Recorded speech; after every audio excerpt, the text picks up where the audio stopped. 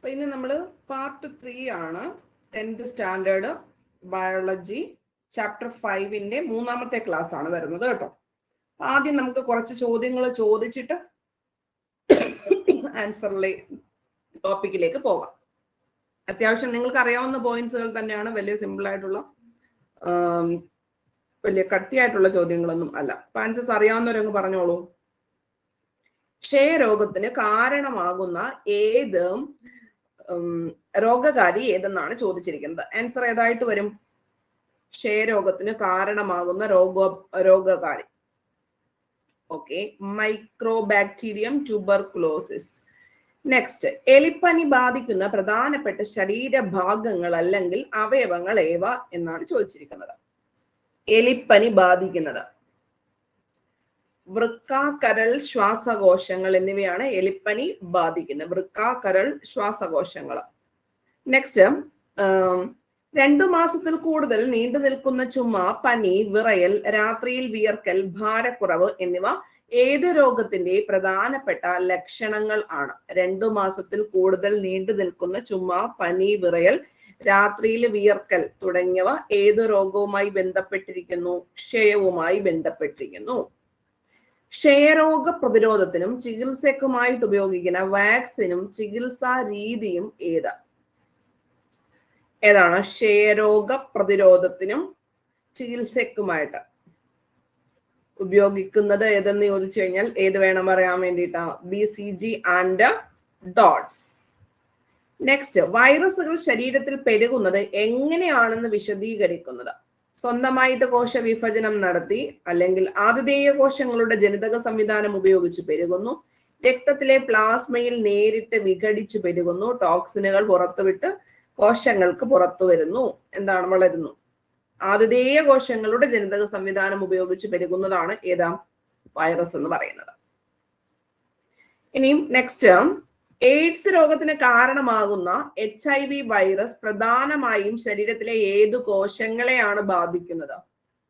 B lymphocyte, T ചുവന്ന രക്താണുക്കൾ, and platelet. ഏതാണ് correct answer വരുന്നത്? എയ്ഡ്സുമായി ബന്ധപ്പെട്ട എയ്ഡ്സ്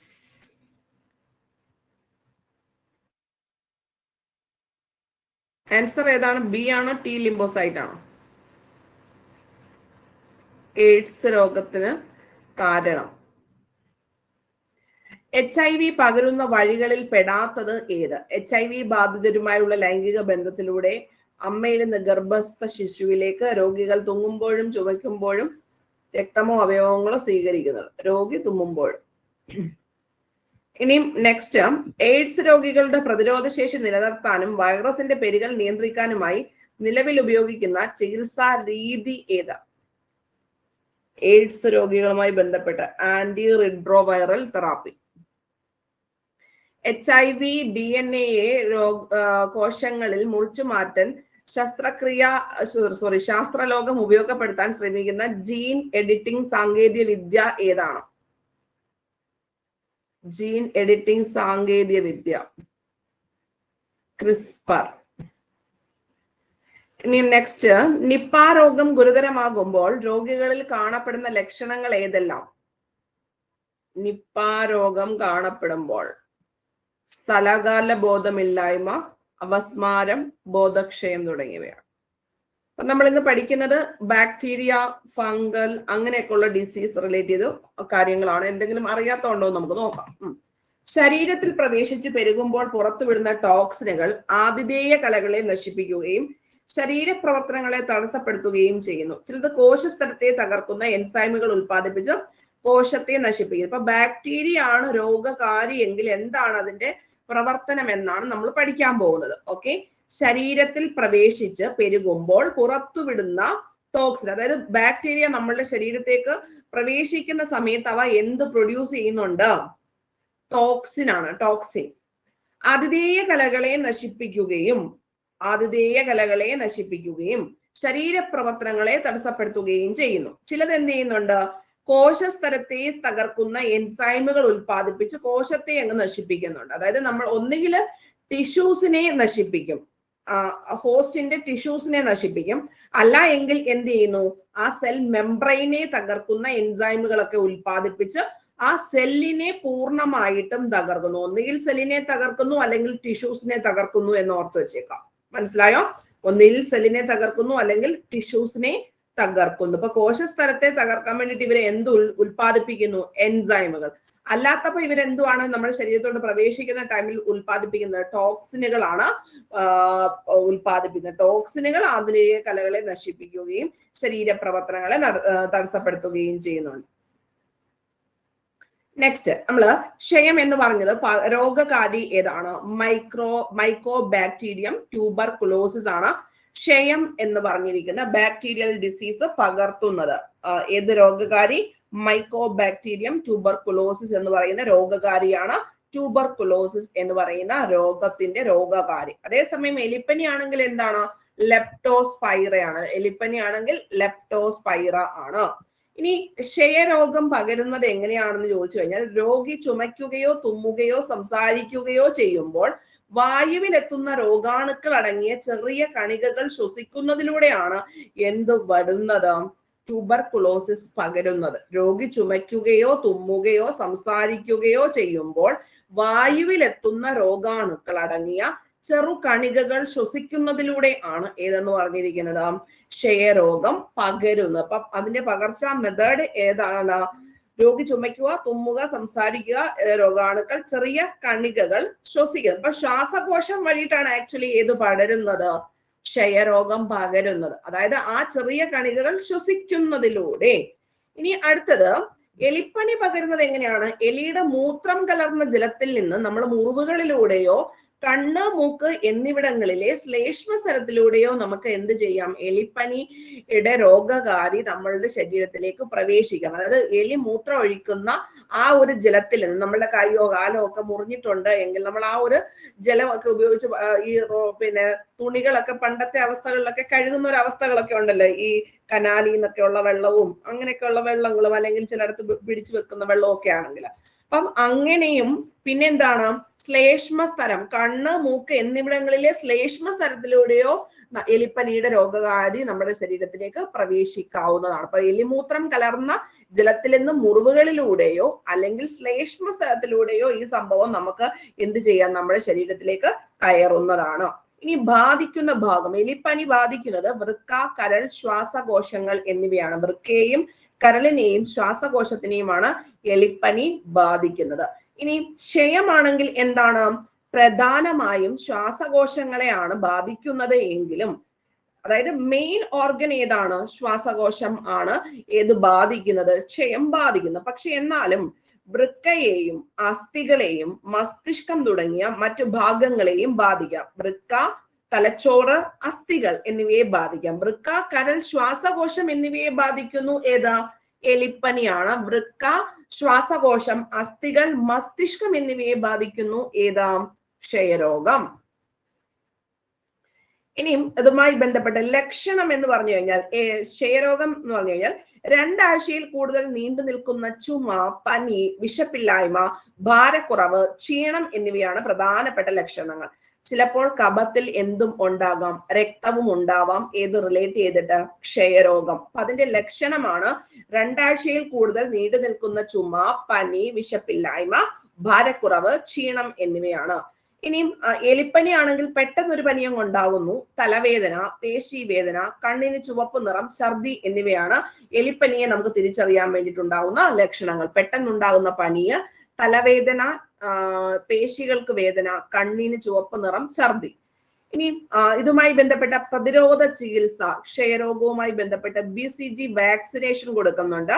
ഒന്നിലധികം ആന്റിബയോട്ടിക്കുകൾ ഒരുമിച്ച് ഉപയോഗിക്കുന്ന ദീർഘകാല ചികിത്സയാണ് ഡോട്ട് ചികിത്സ. അപ്പം ഡോട്ട് ചികിത്സയും ഉണ്ട്. അതുപോലെ തന്നെ BCG വാക്സിനേഷൻ, അതായത് ആന്റിബയോട്ടിക് ഉപയോഗിച്ച് ക്ഷയത്തിന് കൊടുക്കുന്നത് എന്ത് എന്ന് ചോദിച്ചു കഴിഞ്ഞാൽ എന്ത് പറയണം? ഡോട്ട് ചികിത്സയാണ്. വാക്സിൻ ഏതാണ്? BCG എന്ന് പറഞ്ഞിരിക്കുന്ന വാക്സിനാണ് കൊടുക്കുക. അപ്പൊ BCG വാക്സിനും കൊടുക്കും. ആന്റിബയോട്ടിക്കുകൾ ഒരുമിച്ച് ഉപയോഗിച്ച് കൊടുക്കുന്ന ഡോട്ട് ചികിത്സയും ഏതുമായി ബന്ധപ്പെട്ട് വരുന്നു? ക്ഷയരോഗവുമായി ബന്ധപ്പെട്ട് വരുന്നു. ഇനി എലിപ്പനിക്കാണെങ്കിൽ പ്രതിരോധ മരുന്നുകൾ ഉപയോഗിക്കുക, ആന്റിബയോട്ടിക്കുകൾ ഉപയോഗിച്ചുള്ള ചികിത്സ എന്നിവയാണ് എലിപ്പനിയുമായി ബന്ധപ്പെട്ട് വരുന്നത്. അപ്പൊ അത്യാവശ്യം കാര്യങ്ങൾ നിങ്ങൾക്ക് അറിയാമെന്ന് വിചാരിക്കുന്നു. കുഴപ്പമില്ലല്ലോ, റിപ്പീറ്റ് ചെയ്യണോ ഇത്? BCG വാക്സിൻ, ഡോട്ട് ചികിത്സ, ദെൻ പ്രതിരോധ മരുന്നുകൾ ഉപയോഗിക്കുക, ആന്റിബയോട്ടിക്കുകൾ ഉപയോഗിച്ചുള്ള ചികിത്സ. ഇത് എന്തുകൊണ്ടായതുകൊണ്ടാണ്? ബാക്ടീരിയൽ ഡിസീസസ് ആയതുകൊണ്ടാണ് ഇവിടെ ഏത് പ്രവർത്തിക്കാൻ പറ്റുന്നത്? ആന്റിബയോട്ടിക് പറ്റുന്നത്. ഇനി വൈറസ് ആണ് എങ്കിൽ ശരീരത്തിൽ പ്രവേശിച്ച് എങ്ങനെയുള്ള കോശങ്ങളെയാണ്? ആതിഥേയ കോശങ്ങളുടെ ജനറ്റിക് സംവിധാനം ഉപയോഗിച്ചാണ് പെരുകുന്നത്. അപ്പൊ ആതിഥേയ കോശങ്ങളുടെ ജനിതക സംവിധാനം, difference between bacteria and virus attacking എന്ന് പറഞ്ഞു കഴിഞ്ഞാൽ, ഈ ബാക്ടീരിയ പ്രവേശിക്കുന്ന ടൈമിൽ എന്ത് ചെയ്തു? അവ ഓട്ടോമാറ്റിക്കലി പെരുകുന്നുണ്ട്. അപ്പൊ അവിടെ ജനിതക സംവിധാനം ഒന്നും ഉപയോഗിക്കണമെന്ന് ആർക്കില്ല? ബാക്ടീരിയക്കില്ല. അവർ ശരീരത്തിൽ പ്രവേശിച്ചിട്ട് പുറപ്പെടുവിക്കുന്ന ടോക്സിൻ ഓട്ടോമാറ്റിക്കലി ശരീരകലകളെ നശിപ്പിക്കുകയും പിന്നെ ചിലതാണെങ്കിൽ കോശ സെൽ മെംബ്രെയിനെയൊക്കെ തകർത്തിട്ട് എൻസൈമുകൾ ഉൽപ്പാദിപ്പിച്ച് കോശത്തെയൊക്കെ നശിപ്പിക്കുന്നുണ്ട്. ഇവിടെയാണെങ്കിൽ എവിടെ ചെയ്തിട്ടാണ് ഇത് പെരുകാൻ തുടങ്ങുന്നത്? ജനിതക സംവിധാനം ഉപയോഗിച്ചിട്ടാണ് ഇത് പെരുകുന്നത്. അങ്ങനെ കോശങ്ങളെ നശിപ്പിച്ച് രോഗമുണ്ടാകുന്നു. വിവിധ വൈറസ് രോഗങ്ങളെ കുറിച്ചിട്ടാണ് നമ്മൾ ഇനിയും നോക്കാൻ പോകുന്നത്. അങ്ങനെ ഒരു രോഗമാണ് എയ്ഡ്സ് എന്ന് പറഞ്ഞിരിക്കുന്നത്. അപ്പൊ എയ്ഡ്സ് എന്ന് പറഞ്ഞിരിക്കുന്നത് ഏതു തരത്തിലുള്ള ഇതാണ്? അതായത് അക്വയർഡ് ഇമ്മ്യൂണോ ഡെഫിഷ്യൻസി സിൻഡ്രോം എന്നാണ് ഇതിന് പറയുന്ന പേര്. എന്താണ്? എയ്ഡ്സിന്റെ ഫുൾ ഫോം ആണ് അക്വയർഡ് ഇമ്മ്യൂണോ ഡെഫിഷ്യൻസി സിൻഡ്രോം. പറഞ്ഞേ, അക്വയർഡ് ഇമ്മ്യൂണോ ഡെഫിഷ്യൻസി സിൻഡ്രോം. അപ്പൊ എയ്ഡ്സ് എന്ന് പറഞ്ഞു കഴിഞ്ഞാൽ ജനിതക മെറ്റീരിയലെ കയറിയിട്ട് ആ ഒരു വൈറസ് റെപ്ലിക്കേറ്റ് ചെയ്യുന്നതാണ് എയ്ഡ്സ് കൊണ്ട് വൈറസ് പിന്നെ വളരുന്നു അല്ലെങ്കിൽ പെരുകുന്നു എന്നൊക്കെ പറയുന്നത്. ജനിതക മെറ്റീരിയൽ, ഹോസ്റ്റ് സെല്ലിന്റെ ജനിതക സംവിധാനം ഉപയോഗിച്ചാണത് പെരുകുന്നത്. എയ്ഡ്സ് എന്ന് പറഞ്ഞാൽ acquired immuno deficiency syndrome. Acquired immuno deficiency syndrome ആണ്. ഇതിനകത്ത് രോഗകാരി എന്ന് പറയുന്നത് HIV ആണ്. ഹ്യൂമൻ ഇമ്മ്യൂണോ ഡെഫിഷ്യൻസി വൈറസ് ആണ് ഏത് റിലേറ്റ് ചെയ്ത് പറയുന്നത്? എയ്ഡ്സിന്റെ രോഗകാരിയാണ് HIV വൈറസ് എന്ന് പറയുന്നത്. Human immuno deficiency virus. ഇതെല്ലാം എന്താണ്? ഇമ്മ്യൂണോ ഡെഫിഷ്യൻസി ആണ്. ഇമ്മ്യൂണോ ഡെഫിഷ്യൻസി വൈറസ് ആണ് IV വൈറസ് എന്ന് പറയുന്നത്. IV, H for human. ഇതെന്താ ബാധിക്കുന്നത്? ഏത് ലിംബോസൈറ്റുകളെ ആണ്? T ലിംബോസൈറ്റുകളെയാണ്. മുമ്പേ നിങ്ങൾ ആൻസർ പറഞ്ഞത് എന്തുവാണ്? എയ്ഡ്സ് എന്ന് പറഞ്ഞിരിക്കുന്നത് ബാധിക്കുന്നത് ഏത് ലിംബോസൈറ്റുകളെയാണെന്നാണ്? T lymphocyte. നിങ്ങൾ മുമ്പേ B എന്നാണോ പറഞ്ഞ ആൻസർ? ആണോ? B ഫോർ ബാക്ടീരിയ അല്ലേ? Bacteria. B lymphocyte. So T for T lymphocyte. Virus T ലിംബോസൈറ്റുകളെ ആക്രമിക്കുകയും ജനിതക സംവിധാനം ഉപയോഗിച്ച് പെരുകി അവയെ നശിപ്പിക്കുകയും ചെയ്യുന്നു. അതുമൂലം ശരീരത്തിന് രോഗങ്ങളെ ചെറുക്കാൻ കഴിവ് കുറയുകയും ക്രമേണ എയ്ഡ്സ് എന്ന അവസ്ഥയിലേക്ക് എത്തുകയും ചെയ്തു. അപ്പം ഇത് വൈറസ് ആയതുകൊണ്ട് ഏത് റിലേറ്റ് ചെയ്തിട്ടാണ് പറയുന്നത്? T ലിംബോസൈറ്റ് റിലേറ്റ് ചെയ്തിട്ടാണ് ഇവിടെ പ്രവർത്തിക്കാൻ തുടങ്ങുന്നത്. അല്ലെങ്കിൽ ഇവിടെ ഏതിനെയാണ് ബാധിക്കുന്നത്? തൈമസ് ഗ്ലാൻഡിൽ മെച്ചുവർ ആകുന്ന T ലിംബോസൈറ്റുകളെയാണ് ഏത് ബാധിക്കുന്നത്? എയ്ഡ്സ് ബാധിക്കുന്നത്. എയ്ഡ്സ് എന്ന് പറഞ്ഞിരിക്കുന്നത് വൈറസ് ഡിസീസ് ആണ്. സോ ഇത് T ലിംബോസൈറ്റ് ആണ്. ബാക്ടീരിയൽ ഡിസീസ് ആണോ എയ്ഡ്സ് എന്ന് പറയുന്നത്? അല്ല. അപ്പൊ ഇത് ഏതിനെ ആയിരിക്കും അറ്റാക്ക് ചെയ്യുന്നത്? T ഫോർ പിന്നെ T ലിംബോസൈറ്റ് ആയിരിക്കും ഏത് റിലേറ്റ് ചെയ്ത് പറയുന്നത്? വൈറസ് അറ്റാക്ക് ചെയ്തു വരുന്ന കാര്യങ്ങൾ പറയുമ്പോൾ അപ്പൊ വൈറസ് അറ്റാക്ക് ആണ് ഏത്? എയ്ഡ്സ് എന്ന് പറയുന്ന സംഭവം അല്ലെ? എയ്ഡ്സ് എന്ന് പറയുന്നത് വൈറസ് ഡിസീസ് ആണോ ബാക്ടീരിയൽ ഡിസീസ് ആണോ? വൈറൽ ഡിസീസ് ആണ്. സോ വൈറസ് ഇതിന്റെ പേരെന്തുവാ? HIV വൈറസ് എന്നാണ് ഇതിന്റെ പറയുന്ന പേര്. ഹ്യൂമൻ ഇമ്മ്യൂണോ ഡെഫിഷ്യൻസി വൈറസ് ആണ് ഇതിന്റെ വൈറസിന്റെ പേര്, HIV. അതായത് എയ്ഡ്സ് പകരത്തുന്ന രോഗകാരിയായിട്ടുള്ള വൈറസിന്റെ പേര് HIV വൈറസ് ആണ്. ജനിതക സംവിധാനം ഉപയോഗിച്ച് പെരുകി അവയെ നശിപ്പിക്കുകയും ചെയ്യുന്നു. ഇതുമൂലം ശരീരത്തിന് എന്ത് ചെയ്യത്തില്ല? ഇമ്മ്യൂണിറ്റി പവർ കുറയുന്നു. മനസ്സിലായോ പറഞ്ഞ കാര്യം? അതായത് നമ്മൾക്ക് ഇമ്മ്യൂണിറ്റി നൽകുന്ന ലിംബോസൈറ്റുകളാണെന്ന് പഠിച്ചിട്ടുണ്ടല്ലോ. T ലിംബോസൈറ്റ്, B ലിംബോസൈറ്റ് എന്നിവയാണ് നമ്മൾക്ക് ശരീരത്തിലെ ഇമ്മ്യൂണിറ്റി പവർ ഉണ്ടാകുന്നത്. ഈ വൈറസ് ആയാലും ബാക്ടീരിയ ആയാലും പ്രവർത്തിക്കുന്നത് എവിടെയാണ്? ആ ഒരു സംഭവത്തിലേക്ക് കയറിയിട്ട് അങ്ങ് അറ്റാക്ക് ചെയ്യും. അപ്പൊ ഈ വൈറസ് വന്നിട്ട് ആരെ അറ്റാക്ക് ചെയ്യും? TA ആണോ BA ആണോ അറ്റാക്ക് ചെയ്യുന്നത് എന്ന് ചോദിച്ചാൽ ആരെ അറ്റാക്ക് ചെയ്യുന്നു? TA അറ്റാക്ക് ചെയ്യുന്നു എന്ന് പഠിച്ചു വെക്കണം. അവയെ നശിപ്പിക്കുകയും ചെയ്യുന്നു. ഇതുമൂലം ശരീരത്തിന് രോഗങ്ങളെ ചെറുക്കാനുള്ള കഴിവ് കുറയുകയും ക്രമേണ എയ്ഡ്സ് എന്ന അവസ്ഥയിലേക്ക്, പെട്ടെന്നൊരു ദിവസത്തിലേക്കല്ല, ഇമ്മ്യൂണിറ്റി പവർ കുറയുമ്പോഴാണ് നമ്മളുടെ ശരീരത്തിൽ പല രോഗങ്ങളും ഉണ്ടാവുന്നത്. ശരിയല്ലേ? അതായത് നമ്മൾ നല്ല രീതിയിൽ നമ്മളുടെ ഇമ്മ്യൂണിറ്റി, പ്രതിരോധ ശക്തി കുറയുമ്പോൾ മാത്രമേ ഈ രോഗകാരികൾക്ക് നമ്മളെ അറ്റാക്ക് ചെയ്യാൻ സാധിക്കത്തുള്ളൂ. സോ ഇമ്മ്യൂണിറ്റി ആണ് നമ്മൾ ശരിക്കും ഉണ്ടാക്കിയെടുക്കേണ്ട ഒരു അവസ്ഥ എന്ന് പറയുന്നത്, അല്ലെങ്കിൽ കീപ്പ് ചെയ്യേണ്ട അവസ്ഥ എന്ന് പറയുന്നത്. അപ്പൊ ടി ലിംബോസൈറ്റുകളെ ആരാക്രമിക്കും എന്നാണ് പറഞ്ഞിരിക്കുന്നത്? HIV വൈറസ് അറ്റാക്ക് ചെയ്യും. ആ ടൈമിൽ എന്ത് ചെയ്യുന്നുണ്ട്? ഈ ജനിതക സംവിധാനം ഉപയോഗിച്ച് പെരുകി അവയെ നശിപ്പിക്കുകയും ചെയ്യുന്നു. അതുമൂലം എന്ത് ചെയ്യത്തില്ല? ഇമ്മ്യൂണിറ്റി പവർ നമ്മുടെ ശരീരത്തിൽ കുറയുകയും ക്രമേണ എയ്ഡ്സ് എന്ന അവസ്ഥയിലേക്ക് എത്തുകയും ചെയ്യുന്നുണ്ട്. ഗ്രാജുവലി ആണ്. ഇനിയും ഇതിന്റെ ലക്ഷണങ്ങൾ എന്താണ്? മറ്റു വൈറസ് രോഗങ്ങളോട് ഇതിന് സമാനമാണ് എങ്കിലും രോഗപ്രതിരോധ ശേഷി കുറയുന്ന സമയത്ത് ന്യൂമോണിയ, ക്ഷയം, ചിലയിനം ക്യാൻസർ തുടങ്ങിയ മാരക രോഗങ്ങൾ വരെ ഉണ്ടാകാം എന്നാണ് പറയുന്നത്. അതായത് പ്രാരംഭ ലക്ഷണം എയ്ഡ്സിന്റെ എന്താണ്? ന്യൂമോണിയ, ക്ഷയം, ചിലയിനം ക്യാൻസർ തുടങ്ങിയവയാണ് ഏതുമായി ബന്ധപ്പെട്ട് വരുന്നത്? ഈ പറഞ്ഞിരിക്കുന്ന എയ്ഡ്സിന്റെ പ്രാഥമിക ലക്ഷണങ്ങൾ എന്ന് പറയുന്നത്. ഇനി ഇത് പകരുന്നത് എങ്ങനെയാണെന്ന് ചോദിച്ചു കഴിഞ്ഞാൽ HIV ബാധിതരുമായുള്ള ലൈംഗിക ബന്ധത്തിലൂടെ, HIV വിമുക്തമല്ലാത്ത സൂചികളും സിറിഞ്ചുകളും പങ്കുവെക്കുന്നതിലൂടെ, HIV ബാധിതരായ അമ്മയിൽ നിന്നും ഗർഭസ്ഥ ശിശുവിലേക്ക് HIV അടങ്ങിയ രക്തമോ അവയവമോ സ്വീകരിക്കുന്നതിലൂടെ. അപ്പം ഈ 4 കണ്ടീഷനകത്തും എന്തെന്ന് പറയുന്നുണ്ട്? HIV എന്ന് എടുത്തെടുത്ത് പറയുന്നുണ്ട്. മനസ്സിലായോ? അപ്പൊ HIV ബാധിതരുമായിട്ടുള്ള സെക്ഷൽ ആയിട്ടുള്ള റിലേഷനിലൂടെ, അല്ലെങ്കിൽ HIV വിമുക്തമല്ലാത്ത സൂചികളും സിറിഞ്ചുകളും പങ്കുവെക്കുന്നതിലൂടെ, പിന്നെ HIV അടങ്ങിയ രക്തമോ അവയവമോ സ്വീകരിക്കുന്നതിലൂടെയോ, അമ്മയിൽ നിന്നും ഗർഭസ്ഥ ശിശുവിലേക്ക്, ഈ 4 കണ്ടീഷൻസിലൂടെയാണ് HIV ബാധിക്കുന്നത്. ഇനി ഇതിനകത്തുള്ള ട്രീറ്റ്മെന്റ് പൂർണ്ണമായിട്ട് നിലവിൽ മരുന്നുകളുണ്ടോ? ഇത് കംപ്ലീറ്റ് ആയിട്ട് ഈ രോഗം പൂർണ്ണമാകുമോ എന്ന് ചോദിച്ചു കഴിഞ്ഞാൽ ഇല്ല എന്ന് പറയണം. എന്നാൽ ARTയുടെ ഫുൾ ഫോം എന്താണ്? ആന്റി റിട്രോവൈറൽ തെറാപ്പിയാണ്. Anti retroviral therapy. എന്തോ വൈറൽ ആണ്? Retroviral therapy. ആന്റി റിട്രോവൈറൽ തെറാപ്പിയിലൂടെയാണ് ഈ വൈറസിന്റെ പെരുകൽ നിയന്ത്രിക്കാനും രോഗിയുടെ പ്രതിരോധ ശേഷി നിലനിർത്താനും സാധിക്കുന്നത്. മനസ്സിലായോ? അപ്പൊ ART മൂലം ജസ്റ്റ് എന്തു മാത്രമേ കീപ്പ് ചെയ്ത് വരത്തുള്ളൂ? പ്രതിരോധ ശേഷി ഒന്ന് ഡെവലപ്പ് ചെയ്ത് അല്ലെങ്കിൽ മെയിൻറ്റെയിൻ ചെയ്ത് കൊണ്ടുപോകാൻ വേണ്ടിയിട്ട് ഉപയോഗിക്കുന്ന ഒരു തെറാപ്പിയാണ് ഏതെന്ന് പറഞ്ഞിരിക്കുന്നത്? ആന്റി റിട്രോവൈറൽ തെറാപ്പി എന്ന് പറയുന്നത്. ഏതുമായി ബന്ധപ്പെട്ട? എയ്ഡ്സുമായി ബന്ധപ്പെട്ട. ഇനിയും HIV DNA കോശങ്ങളിൽ നിന്ന് മുറിച്ചു മാറ്റാന്, അതായത് HIV DNA കോശങ്ങളിൽ നിന്ന് മുറിച്ചു മാറ്റാൻ എന്തുപയോഗിക്കുന്നു? നമ്മുടെ ജീൻ എഡിറ്റിംഗ് സാങ്കേതിക വിദ്യകൾക്കൊത്ത് യൂസ് ചെയ്യുന്ന ക്രിസ്പർ എന്നൊക്കെ പറഞ്ഞിരിക്കുന്ന സാങ്കേതിക വിദ്യകളുണ്ടല്ലോ ജീൻ എഡിറ്റിങ്ങിന്. അപ്പൊ നമ്മളുടെ സെൽ ഇപ്പൊ ഇതാണെന്ന് വിചാരിക്കും. അപ്പൊ ആ സെല്ലിനകത്ത് ആര് അറ്റാച്ച് ചെയ്യുന്നു? ഈ HIV എന്ന് പറഞ്ഞിരിക്കുന്ന വൈറസ് അങ്ങ് അറ്റാച്ച് ചെയ്ത് അവിടുത്തെ ഒരു വസ്തു പോലെ അങ്ങ് പ്രവർത്തിച്ചുകൊണ്ടിരിക്കുകയാണ്. അപ്പൊ ഇതിനെ മുറിച്ചു മാറ്റുകയാണെങ്കിൽ എന്ത് ചെയ്യാൻ പറ്റും? ഈ രോഗത്തിൽ നിന്ന് രക്ഷപ്പെടാൻ പറ്റും, അല്ലെ? അപ്പൊ ജീൻ എഡിറ്റിംഗ് ഇവിടെ എന്തുകൊണ്ടാണ് നമ്മൾക്ക് വൈറസ് രോഗങ്ങൾക്കെതിരെ പ്രവർത്തിക്കാൻ പറ്റുന്നത്?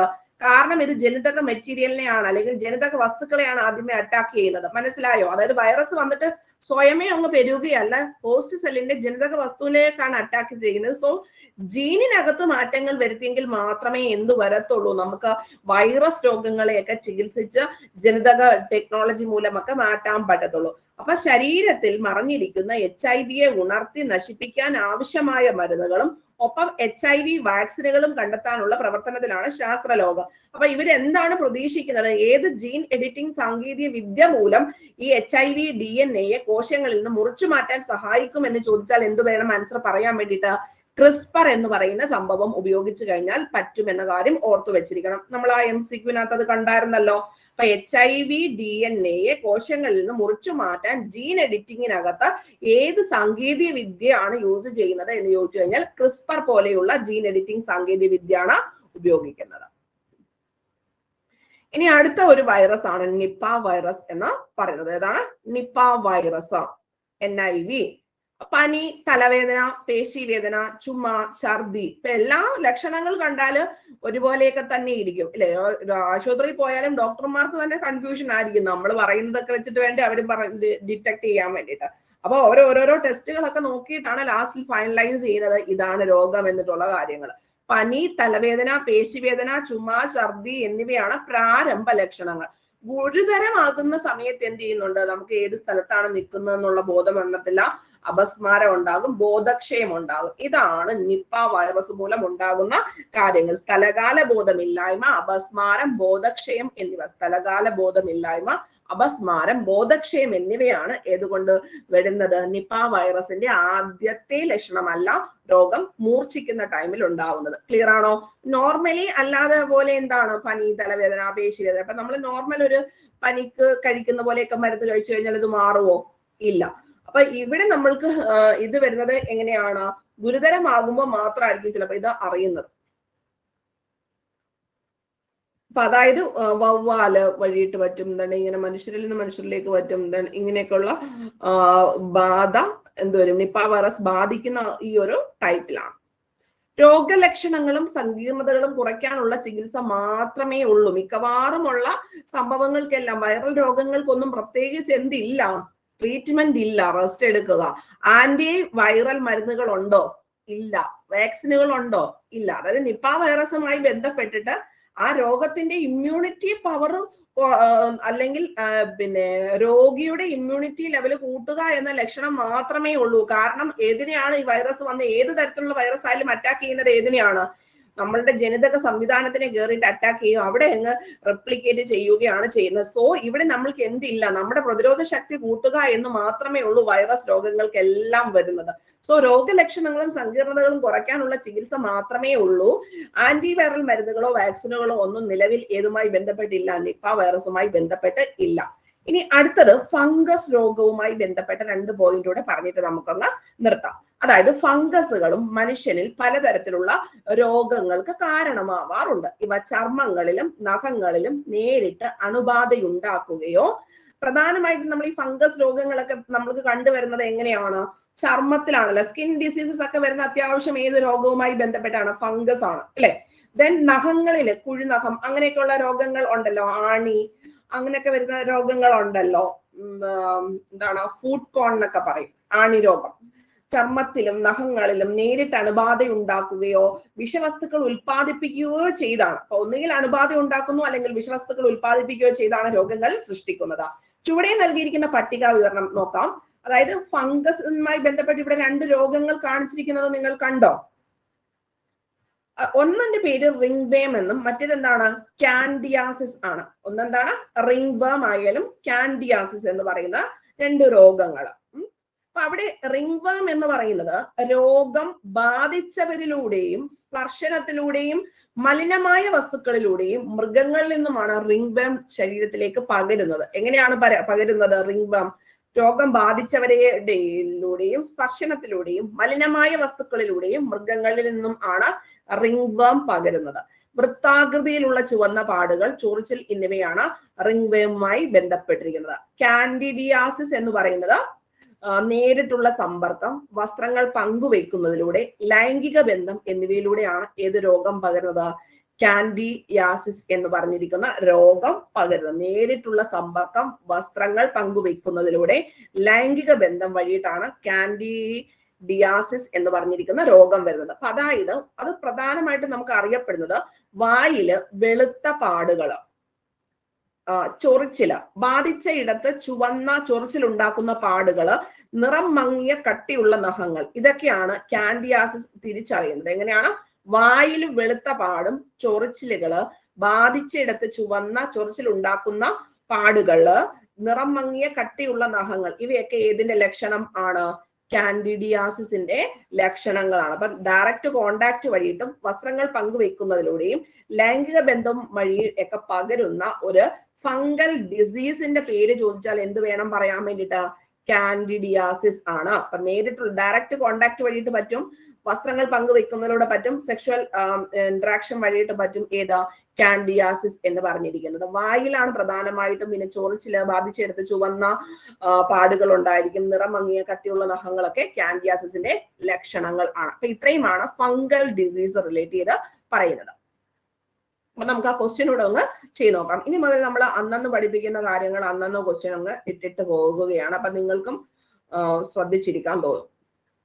നിപ്പ രോഗം ഗുരുതരമാകുമ്പോൾ രോഗികളിൽ കാണപ്പെടുന്ന ലക്ഷണങ്ങൾ ഏതെല്ലാമാണ്? നോക്കിക്കേ, ഗുരുതരമാകുമ്പോൾ ഏതൊക്കെ ലക്ഷണം കാണപ്പെടുന്നു എന്ന് ചോദിച്ചാൽ എല്ലാവരും ആൻസർ പറയണം. ഏതാണ് ആൻസർ പറയുന്നത്? ഓപ്ഷൻ എ, സ്ഥലകാല ബോധമില്ലായ്മ, അപസ്മാരം, ബോധക്ഷയം. ലാസ്റ്റ് മാർക്ക് പറയണം എത്ര എണ്ണം കിട്ടിയെന്ന് കേട്ടോ. കിട്ടുന്നുണ്ടോ ഇതാ? Okay, next. HIV DNA കോശങ്ങളിൽ നിന്ന് മുറിച്ചു മാറ്റാൻ ശാസ്ത്രലോകം ഉപയോഗപ്പെടുത്താൻ ശ്രമിക്കുന്ന ജീൻ എഡിറ്റിംഗ് സാങ്കേതിക വിദ്യ ഏതാണ്? ക്രിസ്പർ എന്ന് പറഞ്ഞിരിക്കുന്ന സാങ്കേതിക വിദ്യ. എയ്ഡ്സ് രോഗികളുടെ പ്രതിരോധ ശേഷി നിലനിർത്താനും വൈറസിന്റെ പെരുകൾ നിയന്ത്രിക്കാനുമായി നിലവിൽ ഉപയോഗിക്കുന്ന ചികിത്സാ രീതി ആണ് ആന്റി റിട്രോവൈറൽ തെറാപ്പി. HIV പകരുന്ന വഴികളിൽ പെടാത്തത് ഏതാണ്? രോഗി തുമ്മുമ്പോഴോ ചുമയ്ക്കുമ്പോഴോ വായുവിലൂടെ. എയ്ഡ്സ് രോഗത്തിന് കാരണമാകുന്ന HIV വൈറസ് പ്രധാനമായും ശരീരത്തിലെ ഏത് കോശങ്ങളെയാണ് ബാധിക്കുന്നത്? ഏതാണ്? T ലിംബോസൈറ്റിനെയാണ്. T lymphocyte. വൈറസുകൾ ശരീരത്തിൽ പെരുകുന്നത് എങ്ങനെയാണ്? ആതിഥേയ സംവിധാനങ്ങളുടെ ജനിതക സംവിധാനം ഉപയോഗിച്ച്. ക്ഷയരോഗത്തിനും പ്രതിരോധത്തിനും ഉപയോഗിക്കുന്ന വാക്സിനും ചികിത്സാ രീതിയും ഏതാണ്? ഓപ്ഷൻ ബി, ഡോട്ട്സും BCGയും അല്ലെ. വാക്സിനേഷൻ ചോദിച്ചാൽ BCGയും, ആന്റിബയോട്ടിക് ചോദിച്ചാൽ എന്ത് പറയണം? ഡോട്ട്സ്. ഇന്നാളിൽ ഒരു പരീക്ഷയ്ക്ക് സെർവിക്കൽ ക്യാൻസർ നമ്മൾ ലാസ്റ്റ് വീക്ക് പഠിച്ചിട്ടുണ്ടായിരുന്നല്ലോ. ഏത് വാക്സിൻ ആണ് യൂസ് ചെയ്യുന്നത്? അത് പരീക്ഷയ്ക്ക് വന്നിട്ടുണ്ട് കേട്ടോ. ലേറ്റസ്റ്റ് ആയിട്ട് 2 മാസത്തിൽ കൂടുതൽ നീണ്ടു നിൽക്കുന്ന ചുമ, പനി, വിറയൽ, രാത്രിയിൽ വിയർക്കൽ, ഭാരക്കുറവ് എന്നിവ ഏത് രോഗത്തിന്റെ പ്രധാനപ്പെട്ട ലക്ഷണങ്ങൾ ആണ്? 2 മാസത്തിൽ കൂടുതൽ. എന്താണ്? ക്ഷയം. എലിപ്പനി ബാധിക്കുന്ന പ്രധാനപ്പെട്ട ശരീരഭാഗങ്ങൾ? വൃക്ക, കരൾ, ശ്വാസകോശം. ഇനി മസ്തിഷ്കവും അസ്ഥികളും എന്ന് ചോദിച്ചാൽ ഏത് പറയാം നമുക്ക് വേണമെങ്കിൽ? ട്യൂബർകുലോസിസ് അഥവാ ക്ഷയം. ഇതിന്റെ രോഗകാരി ഏതാണ്? ക്ഷയരോഗത്തിന് കാരണം മൈക്രോബാക്ടീരിയം ട്യൂബർകുലോസിസ്. എലിപ്പനിക്ക് കാരണം ഏതാണ്? ലെപ്റ്റോസ്പൈറ. എയ്ഡ്സിന് കാരണം ഏതാണ്? HIV. എല്ലാം കിട്ടുന്നുണ്ടല്ലോ. അപ്പൊ ഫുൾ മാർക്ക് കിട്ടിയവർ എത്ര പേരുണ്ട്? Okay,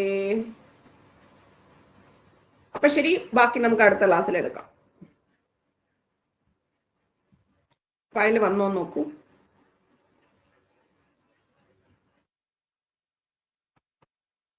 Thank you and love you all.